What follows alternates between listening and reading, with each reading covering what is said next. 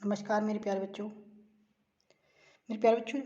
आज का जो क्वेश्चन है आपका कि एसिटिक अम्ल से मीथेन गैस कैसे प्राप्त करोगे। तो मेरे प्यारे बच्चों, जब एसिटिक अम्ल की क्रिया सोडा लाइम से कराते हैं तो पहले सोडियम एसीटेट प्राप्त होता है। इसकी क्रिया पुनः सोडा लाइम से कराते हैं तो मीथेन और सोडियम कार्बोनेट प्राप्त होता है। दोबारा सुनो, जब एसिटिक अम्ल की क्रिया सोडा लाइम से कराते हैं तो पहले सोडियम एसीटेट प्राप्त होता है। इसकी क्रिया पुनः सोडा लाइम से कराते हैं तो मीथेन और सोडियम कार्बोनेट प्राप्त होता है।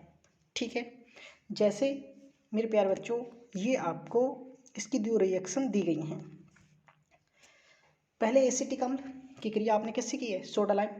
तो मेरे प्यारे बच्चों, आपके दिमाग में आता हो कि सोडा लाइम आखिर होता क्या है।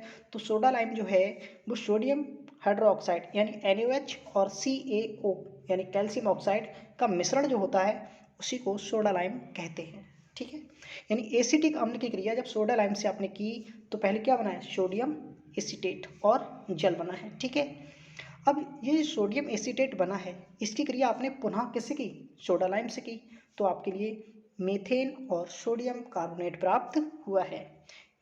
ये जो रासायनिक समीकरण आपको दी गई हैं इन्हें आप बार बार लिख कर देखेंगे। ठीक है, ताकि आप इसे सही से पेपर में लिख सकें। अगला क्वेश्चन है मेरे प्यारे बच्चों कि एसिटिक अम्ल से एसिटिक एनहाइड्राइड कैसे प्राप्त करोगे। तो जब एसिटिक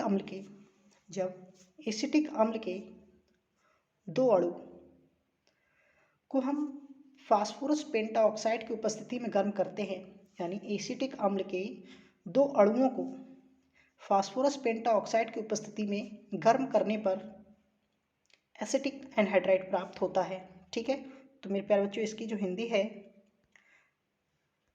एसिटिक अम्ल के दो अणुओं को फास्फोरस पेंटाऑक्साइड की उपस्थिति में गर्म करते हैं तो एसिटिक एनहाइड्राइड प्राप्त होता है। जैसे कि इसकी दो रिएक्शन मेरे प्यारे बच्चों, इसकी एक ही रिएक्शन है, वो ये है CH3COOH प्लस H, यानी ये एसिटिक अम्ल को उल्टा करके लिखा गया है। ठीक है, इसमें से हमने क्या किया? जल निकाल दिया, उसके बाद जो बचा है वो आपका एसिटिक एनहाइड्राइड बचा है।